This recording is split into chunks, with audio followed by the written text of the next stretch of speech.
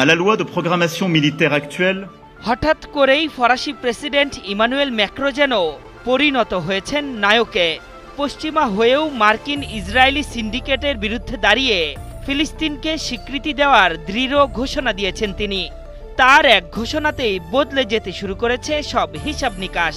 ফিলিস্তিনকে নিয়ে ঐতিহাসিক ঘোষণার পর থেকে ম্যাক্রোর সঙ্গে দূরত্ব বাড়ছে পশ্চিমা মিত্রদের। তবে নিজের সংকল্পে অটুট ম্যাক্রো। নির্যাতিত ফিলিস্তিনিদের অধিকার ফিরিয়ে দিতে কোনো বাধার সামনেই মাথা নিচু করছে না ফরাসি প্রেসিডেন্ট।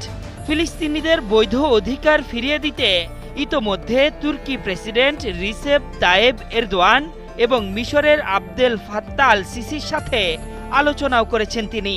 বলেছেন ফিলিস্তিনে শান্তি ও সুরক্ষা ফেরাতে যা করা প্রয়োজন তাই করতে হবে।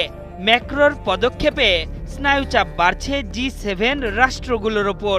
Aside from developments in Gaza, ভিত্তিক সংবাদ সংস্থা আল জাজিরা জানিয়েছে ফিলিস্তিনের ভবিষ্যৎ নিয়ে তুরস্কের প্রেসিডেন্ট এরদোয়ান এবং মিশরের ফাত্তাহ আল সিসির সাথে আলোচনা করেছেন ফরাসি প্রেসিডেন্ট।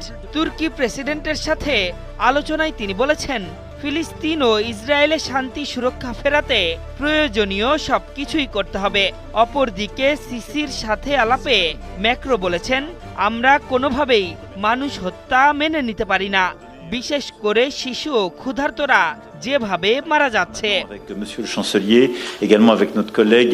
আগামী সপ্তাহে নিউ ইয়র্কে ইসরায়েল ফিলিস্তিন দুই রাষ্ট্র প্রতিষ্ঠায় একটি বৈঠক অনুষ্ঠিত হবে, যেখানে সহ আয়োজক হিসেবে থাকবে ফ্রান্স। এর আগে এক এক্স বার্তায় ম্যাক্রো ঘোষণা দেন আগামী সেপ্টেম্বরে জাতিসংঘের সাধারণ পরিষদে ফিলিস্তিনকে স্বীকৃতি দেবে ফ্রান্স। তার ওই ঘোষণার পরপরই প্রত্যাখ্যান করে যুক্তরাষ্ট্র। এছাড়া নিন্দা জানিয়েছে দখলদার ইসরায়েলের প্রধানমন্ত্রী বেনিয়ামিন নেতানিয়াহু। তবে ফিলিস্তিন এখন রাষ্ট্র হয়ে ওঠার মতো পরিস্থিতিতে নেই জানিয়ে ম্যাক্রোর সিদ্ধান্তে একমত হতে পারেননি ইতালি প্রধানমন্ত্রী জর্জিয়া মেলোনি। ম্যাক্রোর ঐতিহাসিক ঘোষণার বিষয়ে এখনও আনুষ্ঠানিক কোনো বক্তব্য আসেনি ব্রিটেন থেকেও। তবে দেশটির প্রধানমন্ত্রীকে ম্যাক্রোর পথে হাঁটতে বাধ্য করছে আইন প্রণেতারা। এছাড়াও গাজা ইস্যুতে দ্রুতই শান্তি প্রচেষ্টার যে প্রতিশ্রুতি ফ্রান্সকে দিয়েছিলেন স্টারমার, সেটিও তাকে আলাদাভাবে ভাবিয়ে তুলছে।